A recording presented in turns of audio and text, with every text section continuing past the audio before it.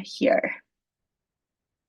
As always, I would like to thank our sponsor, without whom this would not have been possible. So thank you, Kura Oncology. The topic of today's event is Breaking Down Acute Myeloid Leukemia Treatment, Your Roadmap After Diagnosis.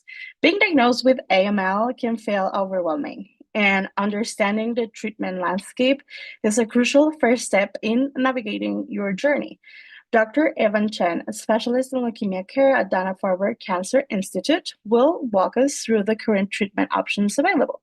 At the end of today's event, I'll also provide my email address. If you have a topic you would like us to see if covered, please feel free to reach out so we can get it in our schedule. I love being able to address topics our community is especially interested in, so please do not hesitate to send over your questions or your areas of interest. So now let me take a moment to introduce our deeply amazing speaker, an AML specialist, Dr. Chen.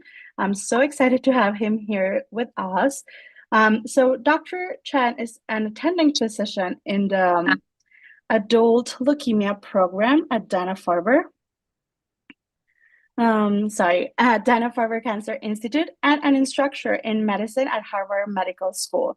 He is a clinician and a clinical investigator who cares for patients with myeloid malignancies and acute leukemias, including acute myeloid leukemia, acute lymphoblastic leukemia, myelodysplastic syndrome, and myeloproliferative neoplasm. His research interested in the development of new therapies for myeloid malignancies with a focus on cellular therapy strategies and the study of leukemia epigenetics.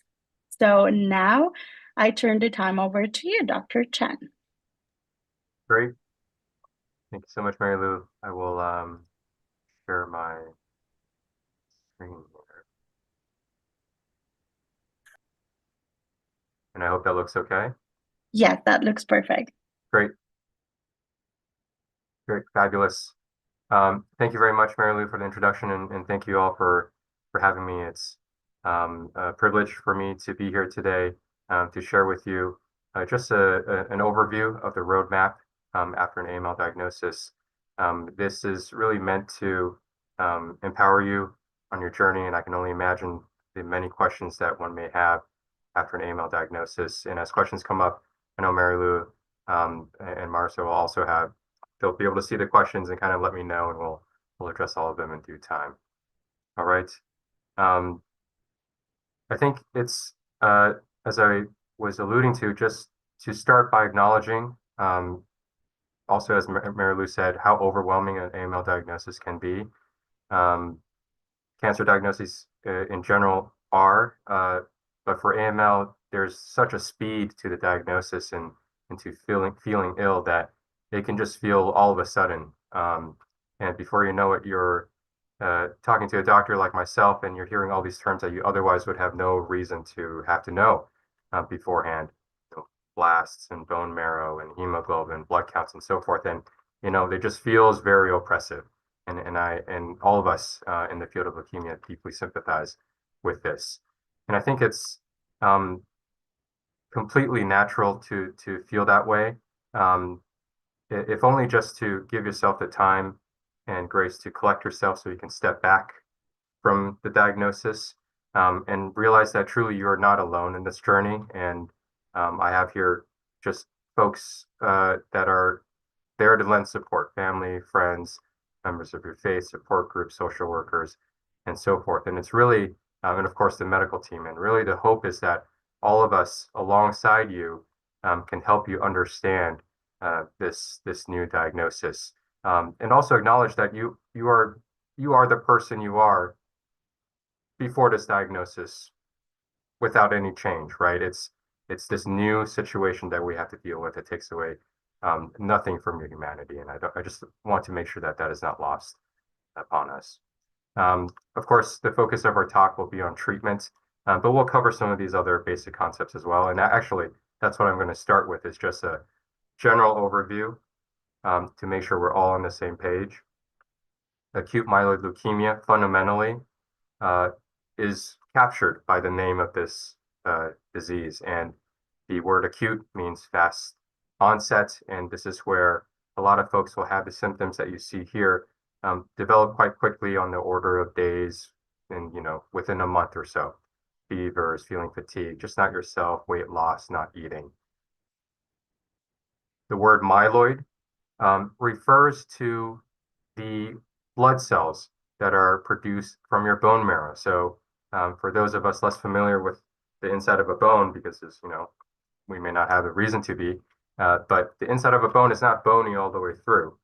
There's soft sort of material inside, and that's where blood is made that then goes out into your body and kind of circulates around. Myeloid speaks to a specific type of cell that has encountered the problem in AML. And as you can see, there are both myeloid cells here, but also lymphoid, and that's where you have the terms lymphoma and so forth. But for AML, it all has to do with this group of cells. Leukemia is a term that we use to describe when there are too many blasts in particular. And this word blast, I want to make sure we're familiar with too. The blasts are these cells that you see here. And you can think of them as sort of immature cells on the way to growing up. All of us have blasts because all of our blood cells had to have grown up from somewhere. But the problem with AML is that the blasts have been blocked from growing up even further. Their growth has been just ended prematurely. And what happens is that you get an accumulation of blasts in your bone marrow inappropriately, and at the expense of your more mature cells that are now lower in numbers. So you have lower red blood cells, lower platelets, lower white cells, all while your blasts are higher. And in general, for most types of leukemia, we define it by blasts greater than 20%. You may have heard this concept as well. Of course, from the low blood counts is sort of where all the symptoms you might be feeling comes from. So low red blood cells leads to fatigue, low platelets, leading bruising, and then low white cells leading to infection. So, in a nutshell, this is what I always want for individuals I care for to understand conceptually what's going on. Of course, there's also the bone marrow biopsy that some of you may have experienced already as a part of the diagnosis. And again, it's not rocket science, particularly for those of you who have encountered it. It's very simply a larger than usual needle that is used to obtain a piece of your bone. And where that occurs is, as this picture shows, where the hip bone of yours comes to the surface of the skin at its most shallow point. So if you reach back, you can feel that kind of bony bump, and that's where the bone marrow biopsy typically is performed. What do we get from a bone marrow biopsy? We get two things.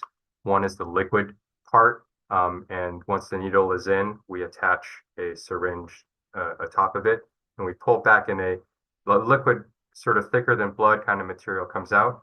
And then we want a piece of the solid bone itself, which you see on the right here. And from there, what are we looking for? We are looking for, are the blasts increased, which is what I mentioned before. And we also want to know as much as we can about the genetic changes in those blasts, because not all AML is the same as another. This is a what we call very biologically heterogeneous, meaning AML can arise from various combinations of genetic changes that lends itself to AML that behaves in very different ways, both in terms of sort of how sick you might feel or how well one's AML might respond to treatment. So we truly want all these samples to study the genetic changes as deeply as we can. All right, so that's sort of the preface. And here's where I think we'll turn to the roadmap ahead. And I am a firm believer that with all the jargon in our field, really the concepts should be straightforward and should be understandable by all. So that really is my goal here. And I've chosen sort of more pictures and such, but if there are questions that come up, just let me know. So the roadmap, of course, as I mentioned, starts with the bone marrow biopsy, the results of which take a few days. Those genetic tests that I mentioned, unfortunately, aren't sort of your usual blood test results that you can get by the next day. Rather, they take about 3 to 7 days, and that wait can be uniquely challenging as we all sort of hold our breaths a little bit. So we always sympathize. And during that time, you'll probably see your doctor to make sure your blood counts are okay, that you feel okay. But once the results come back, should be when your doctor sits down with you and your family and loved ones to discuss what this all means and what the plan forward should be in the way that fits your goals of care and your sort of willingness for side effects or willingness of risk. All these sorts of things will be introduced at that meeting. What comes after then are the treatments. And what I intend to show here is just the big roadmaps. There are various names of chemotherapy and this and that and details and such that one can really kind of get into the weeds with. But big picture, there are generally two main paths that we can take for the treatment of AML. Your doctor will review those details with you, and I'll share some as well. But the big picture is what I want us to come away with. As you can see here, of the two paths, each have 2 steps. Step 1, which involves intensive or less intensive treatment, and then step 2, which involves either a bone marrow transplant or the absence of it. Even though step 2 happens after step 1, step 2 affects step 1. So I always sort of start by discussing step 2 to begin with, and that's what we'll do first. And of course, as you can see here, step 2 all has to do with the bone marrow transplant. And why is that? It's because for the majority of types of leukemia, the only chance, unfortunately not a guarantee, the only chance at a cure is with something called a bone marrow transplant. And knowing whether or not that option is available to us really influences the step 1, right? The treatment that we give you beforehand. So I'll get to that in more detail, but that's why we always talk about transplant. For individuals for whom a transplant is not feasible, and we'll discuss those scenarios too, the treatment goal then becomes one not of cure, but of control.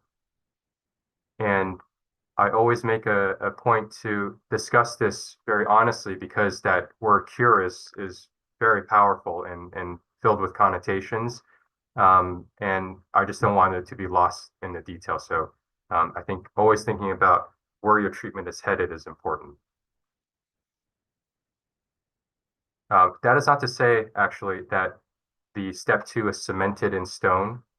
As folks embark on step 1, it's common that step 2 becomes an option or becomes not an option, and folks can kind of switch paths, but it's still important to talk about. All right, a brief note about a bone marrow transplant. So depending on your center, at the Dana-Farber, for instance, the bone marrow transplant is actually performed by a different set of doctors, by my bone marrow transplant colleagues. So it's actually not something that I directly oversee, nor something that, let me rephrase, it is also something that you'll discuss in further detail with your bone marrow transplant docs.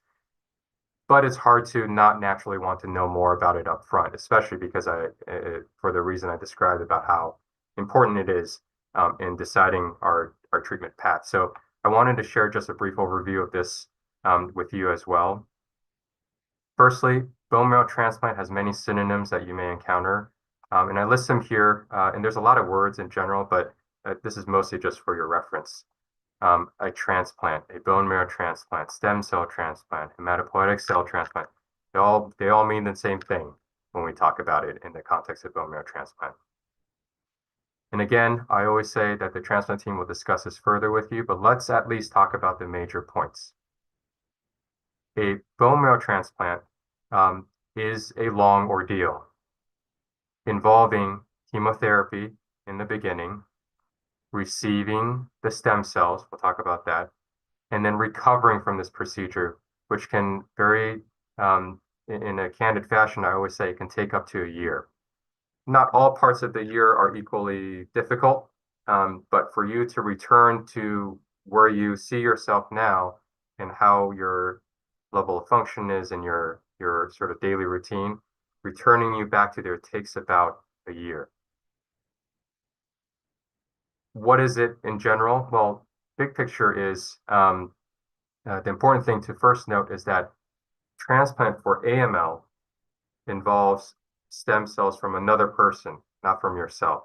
You might encounter transplant in other parts of medicine, multiple myeloma, lymphoma, those folks get transplant, but they often get transplanted with their own cells. Not so with AML. And so conceptually, I found this very helpful graphic from the Leukemia and Lymphoma Society as well. The transplant itself is actually pretty uneventful. It's not a surgery. And my next slide, we'll talk about this some more. It's not a surgery like heart transplant, lung transplant, kidney transplant. The transplant occurs when you take someone else's stem cells and you basically drip them into you. It's like a blood transfusion. It's pretty uneventful and you'll have no problems. Where does all of the risk and recovery come from? It comes from the fact that we need to first give you chemotherapy to clear out your own bone marrow to make room for the donated stem cells from someone else. So that's that conditioning chemotherapy that you see here. So that has its side effects. Then we have to wait for the donated stem cells to have time to give you back, repopulate your bone marrow. And as I mentioned, the bone marrow is important because it produces all the blood in your system and in your body. And during the sort of the transition period to the new bone marrow that you'll be growing, if your blood counts are low, we can give you red blood cells, we can give you platelets, but what we can't give you are white cells. And white cells fight infection. So the predominant concern during a transplant is your susceptibility to infections you ordinarily would not even have to think twice about. So activities like cleaning your house, changing the cat litter, gardening, toiling soil, all of that exposes you to potential infections during a transplant that otherwise we would not have to worry about. Just to highlight sort of how vulnerable an individual is to infections during this process. Let me actually move to the second slide, which summarizes a lot of what I've said. So again, not a surgery, and there's a risk and there's an intensity to it, even though it offers a chance at a cure. I mentioned the side effect of serious infections. I also mentioned the sort of prolonged recovery from a transplant that one has to endure. And there's also, in the beginning, the need to stay in the hospital for generally 3 to 4 weeks. As you can imagine, if for someone who's otherwise been healthy, all of this is completely much more than they would ever expect that they would need from a hospital. So it's quite a drastic sort of ask of patients. The other side effect I want to mention, just so you've heard of the term, is something called graft versus host disease, GVHD.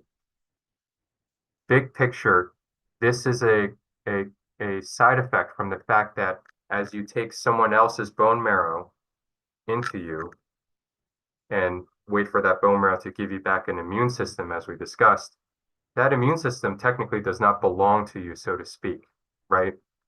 And to that immune system, the rest of your body doesn't belong to that immune system. And so what can happen is that immune system can erroneously attack the rest of your healthy body, your skin, your lungs, your intestines, and lead to side effects that we call graft versus host disease. So if attack occurs on the lungs, you might have breathing issues. On the intestines, you might have diarrhea, rashes on the skin, so on and so forth. That is not to say there's nothing to be done. The bone marrow transplant doctors that I mentioned, which oversee this process, will very finely monitor your symptoms of infections and graft versus host disease. But nevertheless, I mention it because it really is part of why a transplant, despite its curative potential, is still very high risk. One note on the chance of cure as well, it too is not as high as I would hope it to be. And as I mentioned, AML is very heterogeneous. There are many, many different types of AML, and as such, they may each benefit from transplant to a different degree. And the range can be quite wide, as you can see here, estimated to be about 20 to 70%. All right. So altogether, even though a bone marrow transplant is attached to that C word, right, the cure word, which is so powerful, not everyone is safe for a transplant. Not everyone may necessarily want a transplant after hearing all of the risks, and not necessarily everyone will benefit. And I think that is, again, even though this is sort of the step 2 of treatment, knowing where the step 2 might be and deciding if that is, a transplant is the destination for us or not is so important for these reasons. All right, so here is just a summary of some of the things we talked about. To be safe for a transplant, your health otherwise will need to be in good shape, and your bone marrow transplant team will perform screening tests. A 24/7 caretaker is often also required, and that for some of the patients we care for can be difficult. And there is generally a line that is drawn sort of at around age 75, just because for folks who are older than 75, through no fault of their own, their body has just existed. Your body has existed for 75 years. They're just more susceptible to side effects and sort of things going poorly from a transplant. And above all, our worry is that a transplant would kill a patient sooner than the leukemia that we're trying to prevent. And I use that very scary word kill because we feel that fear. Above all, we don't want to cause harm. So if in your discussions with your physicians, a transplant turns out not to be a safe or possible option, we sympathize. It can feel as if you're sort of missing an opportunity. At the same time, we hope it to come across as, on balance, probably the safer approach going forward. All right, and I'm happy to discuss this decision some more later on. All right, coming back, right, all of that was about transplant, and actually, as I mentioned, not something I personally oversee, but which my transplant colleagues will take over your care for, and we collaborate frequently. Coming back now to step 1 is what I would like to focus on for the rest of the session here. And that speaks to intensive treatment or less intensive treatment. And you can see that generally intensive treatment is partnered with a destination of a transplant, and then less intensive if no transplant is felt to be possible. I'm going to zoom in to the intensive treatment. All right. Again, there's a lot of names of chemotherapies and such, but I think the big picture I want to empower you to be able to understand, and that's the most important. I've also sort of organized the section based on common questions. And again, these slides should be available. You can reference them in the future. Never, ever, I always tell folks, feel that you are expected to understand everything in that 1-hour meeting you have with your physician. It's impossible. It's as if you're cramming for an exam that you didn't even know you had to take. So let your family and your friends be that second set of ears. Let them do the note taking, refer to my slides, ask questions, and so forth, okay? Intensive treatment uses a few words that you might hear. One is induction, the other is consolidation. These are steps in treatment, no matter sort of what specific treatment you pick. And because these are intensive treatments, they tend to require staying in the hospital for a long period of time, 4 to 6 weeks, and we'll talk about why that is. Let's start with induction. What is the goal? The goal here is to induce a remission. And a remission, big picture, means a return of your bone marrow from having too many leukemia cells to having normal amounts of blasts. And normal amounts of blasts are defined as less than 5%. We also want your normal blood cells to improve, to come back up when they were previously low. Consolidation, on the other hand, is to reinforce the remission we have achieved with induction. The important things here are that the word remission doesn't entail cure, because we know that for folks who achieve a remission, which is a terrific achievement, if we leave the bone marrow alone and don't give any more treatment, eventually, for the vast majority of leukemia types, the leukemia will come back. And so after induction, we tend to give consolidation to kind of just, keep a lid on things so as to eventually then move on to the transplant that will have the chance of then providing that cure we discussed. All right. How do we check for a response? It is unfortunately with repeated bone marrow biopsies. And I sort of list the common areas where those are done. You may have one done in the middle of induction, and then after sort of each additional step, and definitely before a transplant. But again, your doctors will speak more specifically about your situation and the need for additional bone marrows. I know they are not pleasant. Yeah. Also, you may hear the words days and cycles a lot. And what do they mean? Days refer to, quite literally, when in a day of a block of treatment you are in.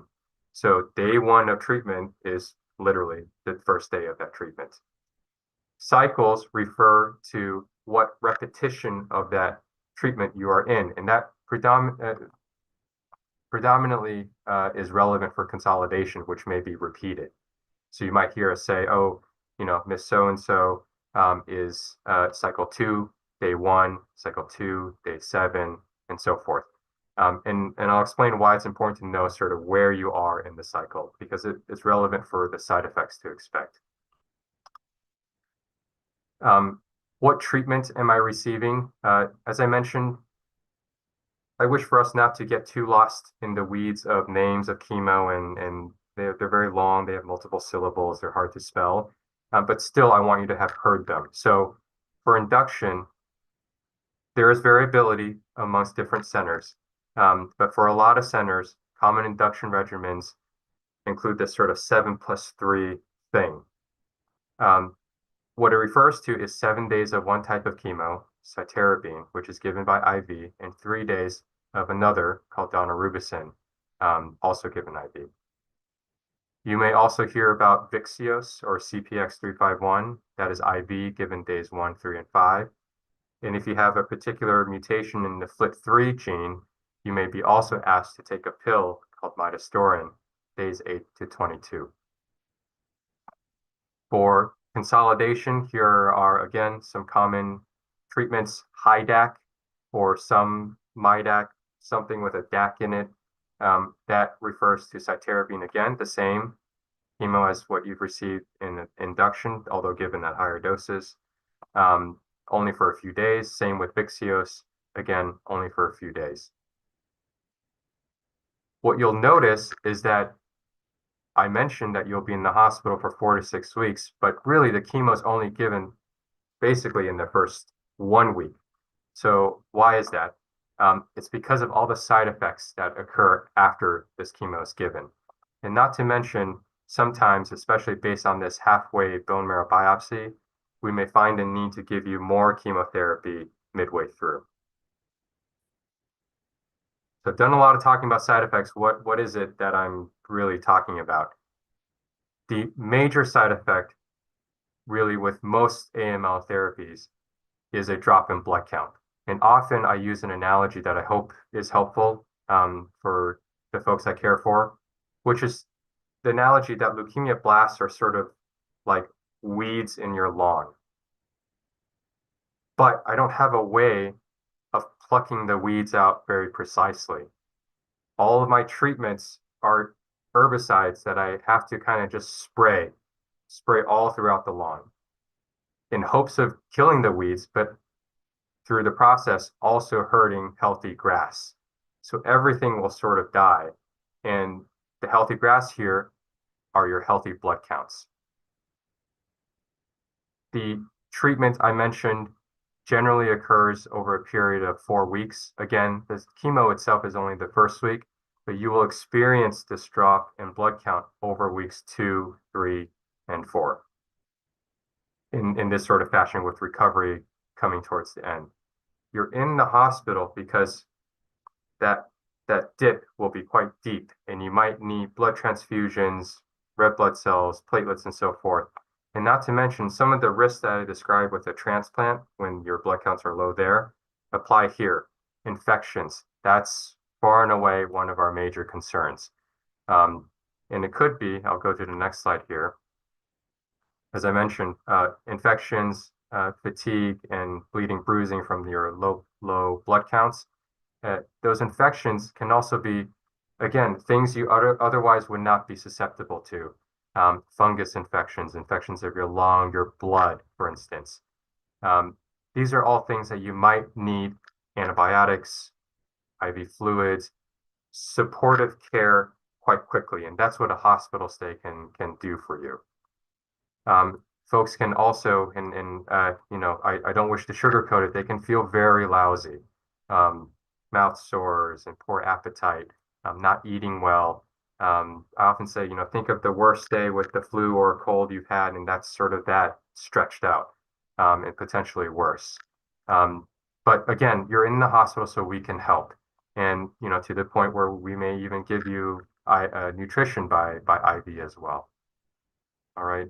But the idea is that when things recover, it's as if the lawn recovers with healthy grass with no weeds that come along with the ride. So that's the whole intention of treatment. You might be wondering, you know, this all sounds a lot to be asked of me. When can I be done and just kind of move to the transplant? And there are 3 sort of bare minimum conditions that we need to achieve. The first is that we have to achieve remission of your leukemia. And for folks who achieve remission early, that's terrific. But there are some types of leukemia that do need more cycles of chemotherapy. And with each cycle being a month or so, it may take 2 or 3 months before you achieve remission. At the same time, while you work on achieving remission with your leukemia doctor, you will meet your bone marrow transplant team, who then needs to coordinate their side of things. And as I mentioned, a transplant involves finding a donor, getting the cells, you know, screening the donor, testing the donor, making sure they're safe, scheduling. That all logistically takes about 1 to 2 months as well on their end. So that also needs to be ready. And then lastly, is that they'll still need you to be in good health for a transplant. And it can sometimes be difficult because of what I, as a leukemia doctor, has already asked of you with the induction and the consolidation. For some folks, they can be really worn down from that and need some time to recover. For others, sometimes the recovery unfortunately doesn't come and the transplant no longer becomes safely feasible. And those are the folks that, going back to that other drawing I showed, they may change paths. How do I find a transplant donor? I think this is a very natural question to have too. Your transplant team will take care of this for you completely. When you meet with them, they will tell you who of your relatives would be helpful to ask, generally your siblings or your children. And if you don't have sort of loved ones available, that's okay. There's a global database that they can go into. And generally finding a donor for sort of the major ethnicities is not a concern. So often I try to reassure patients that finding a donor will come, and that in the meantime, let us focus on step 1 with me, which is achieving remission for your leukemia. All right. I know there's some questions. if you'll permit me, I might just kind of finish because there's only just a few more slides, and then happy to chat absolutely about any questions. Let us conclude with the less intensive treatment. So to remind, this is the treatment generally considered for folks who are unable to go on to a bone marrow transplant later. And by virtue of that, these are generally patients in whom we discuss our goal of treatment to be controlling the leukemia, but not necessarily curing it. Control can be achieved. Our goal is the same as with more intensive therapies. We want to get remission. But we just know that the treatments we have for leukemia, aside from a transplant, don't work forever. And so our goal becomes controlling the leukemia for as long as we can by repeating this treatment as long as it works. And if and when the leukemia does come back, we would repeat a bone marrow biopsy, repeat all the genetic studies that I mentioned, and then consider what next line of therapy would make sense and be potentially effective for us. These bullet points summarize most of what I've said. And again, we check for response with bone marrow biopsies. Importantly, as a silver lining, a lot of the less intensive therapies don't have to be given in the hospital. And really, we are very cognizant that if we don't need to push you hard with intensive therapy and toxicity, we really want to prioritize quality of life, time away from the hospital.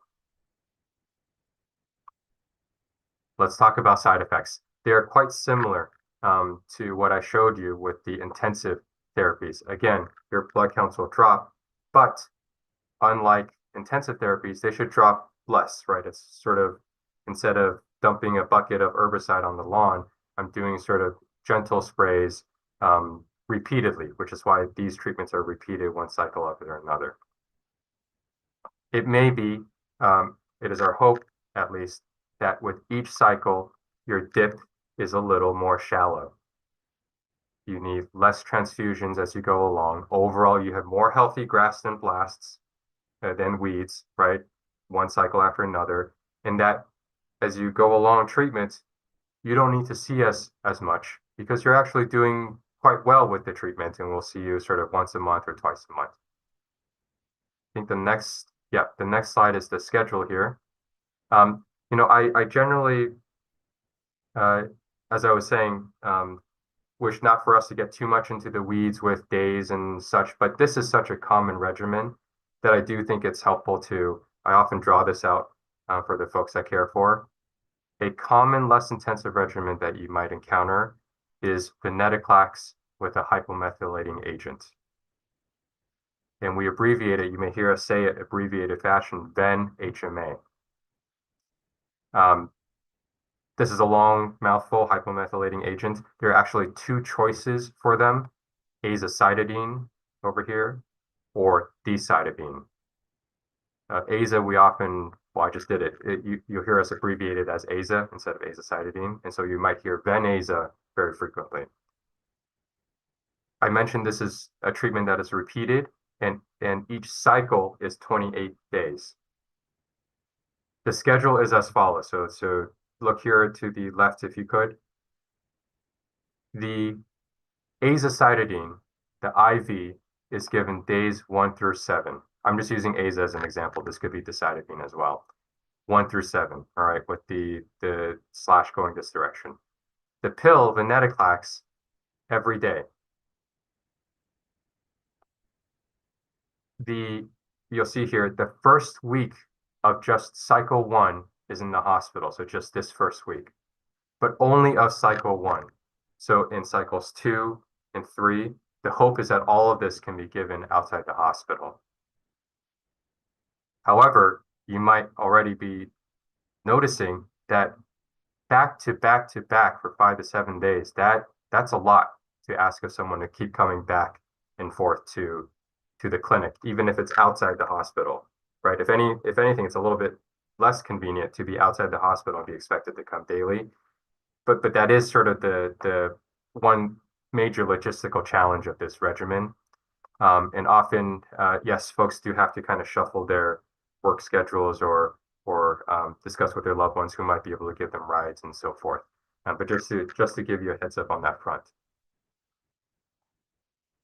The second thing I usually highlight is that even though the majority of this, or nearly all of it, will be done outside the hospital, and most of it will be just a pill, actually, right, for weeks 2, 3, and 4, we still want to see you. And in Circle, I generally, this is just my own schedule, I see folks on Tuesdays and Fridays. We generally still want to see you at least once to twice a week. Why? Precisely because of the side effects I just mentioned. Your blood counts will dip. We will need to check them. We will need to make sure, do you need blood transfusions to kind of help you along until you recover from that cycle. And for, the studies will say a good half of patients might develop a fever or an infection as their blood counts are low. And in the setting of a low blood count plus a fever, that's what we call febrile neutropenia. Don't worry about the specifics of it, but that there's a specific label we give it because we take infections very seriously when the blood counts are very low.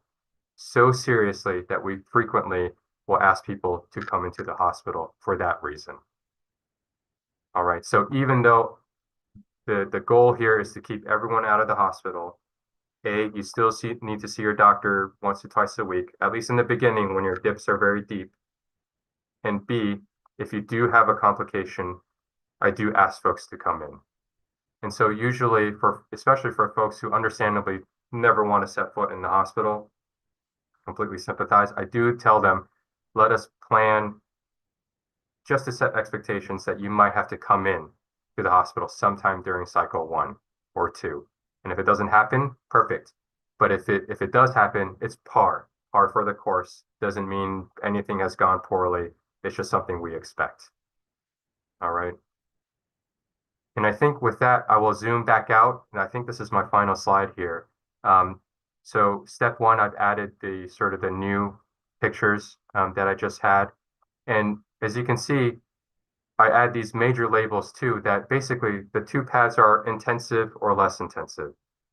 Intensive often ends in a transplant, intensive has the goal of ending in a transplant that typically then requires intensive treatment first, whereas in the absence of a safe transplant, often we want to strike a better balance between toxicity and efficacy, and we take a less intensive treatment that repeats for as long as possible.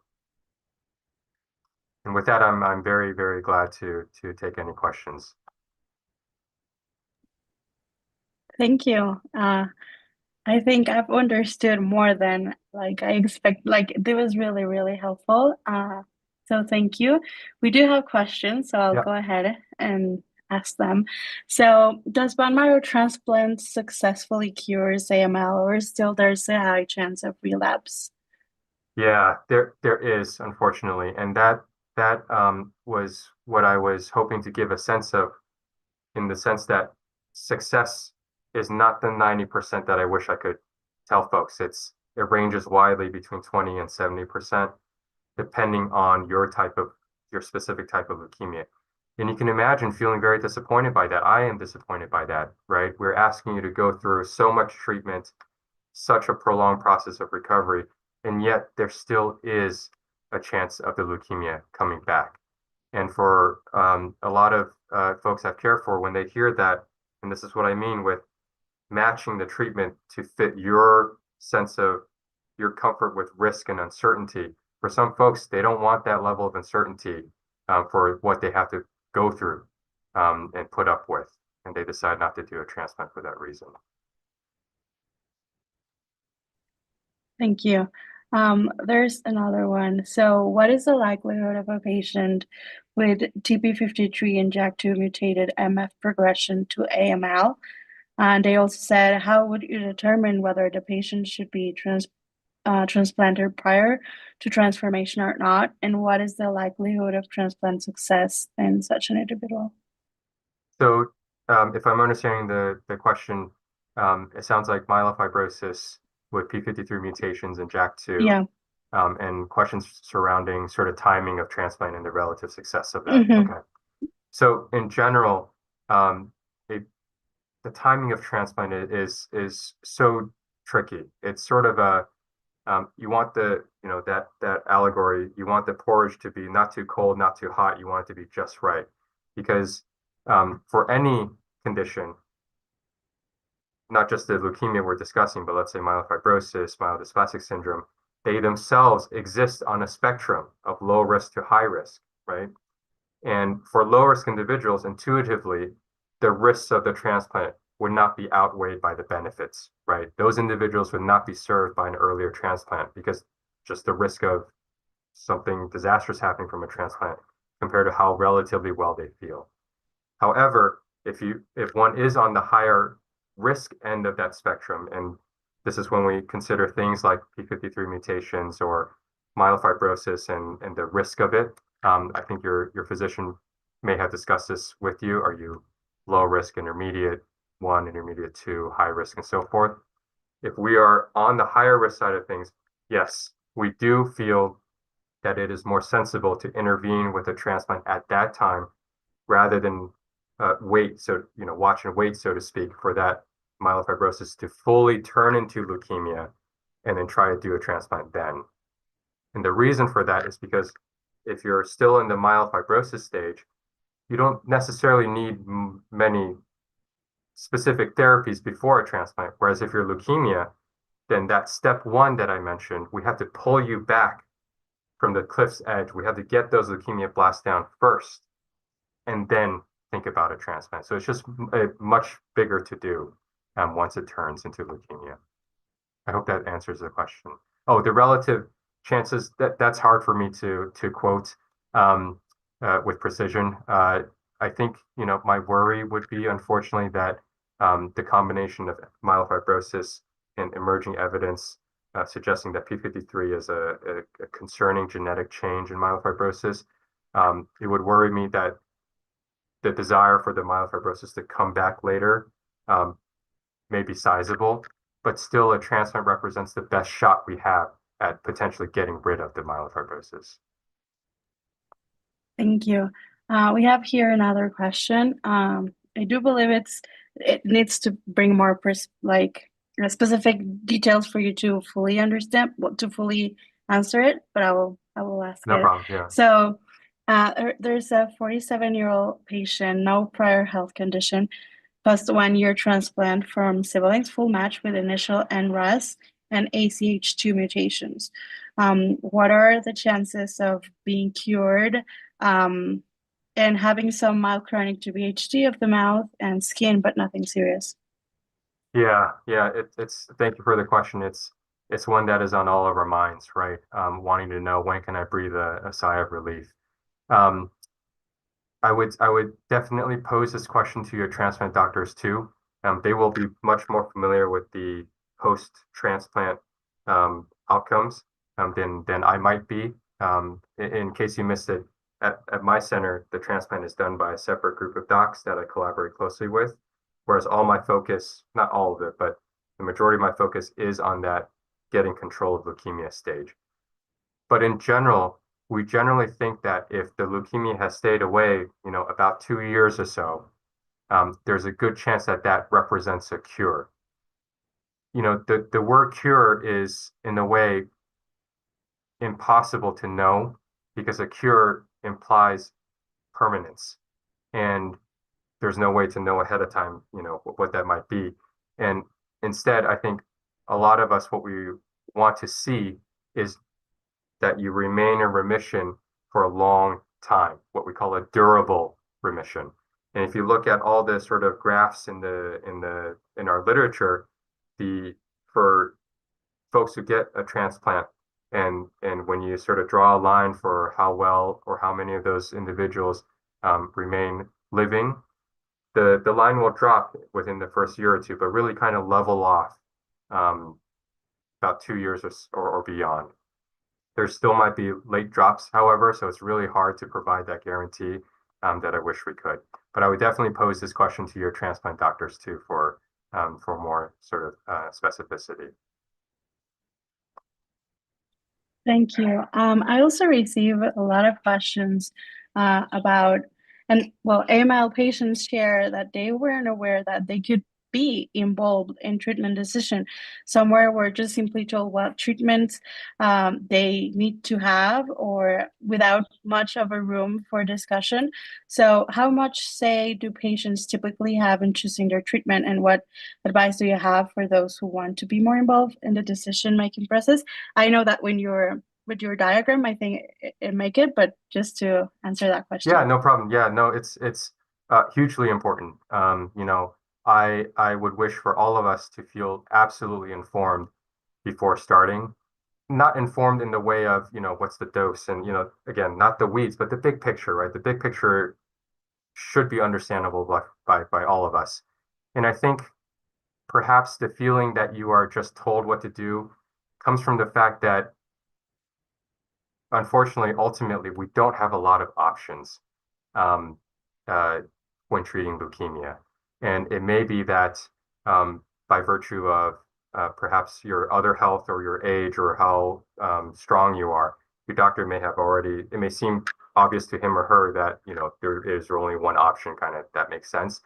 But still, I would encourage you to explore that thinking, the doctor's thinking. Generally, the decision is made based on all of the sort of uh, dimensions that we talked about, right? It's how strong you are. What's your goal? Is transplant a part of that?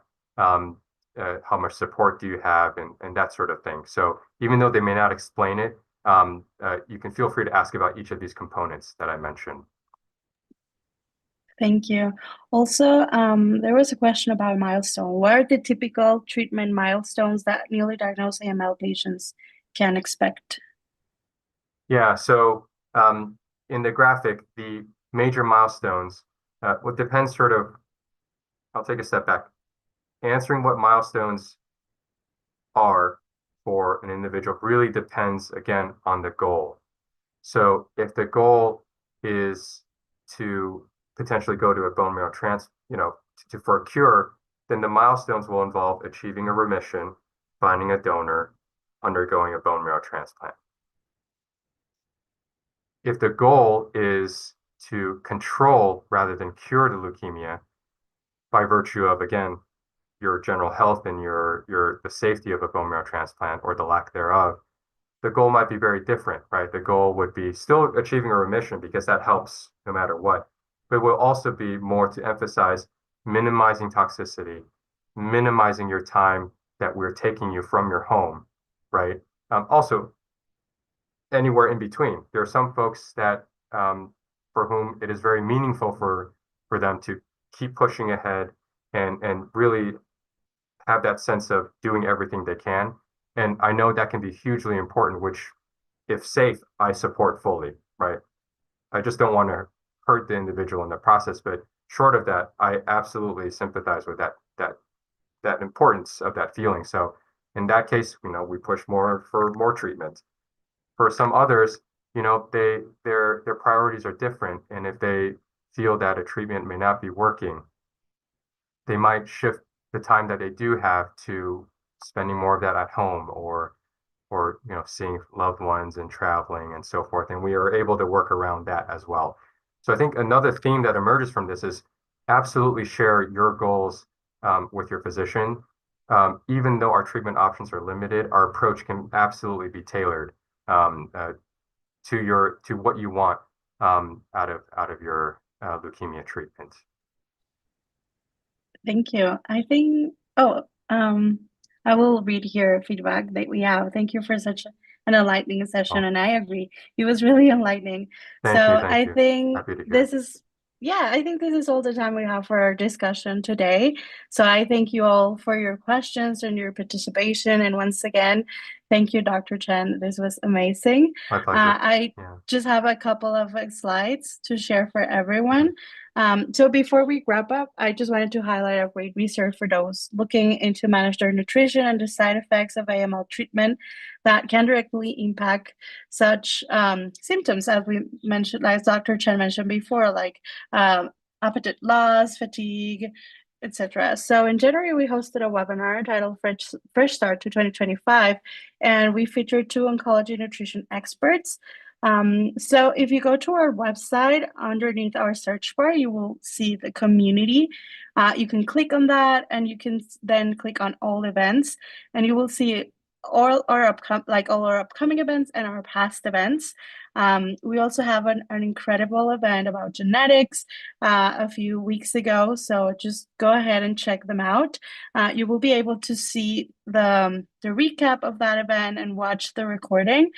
So that's it. And I want to take a moment to thank everyone for joining. And a reminder that we would appreciate if you could take 2 to 3 minutes to fill out a brief survey. So as soon as you click on leave, Zoom will prompt you to that survey. We just love hearing any feedback you have about this event, the topics that you would like to learn more about. If there's something specific that you think you need more support, we will love to provide that.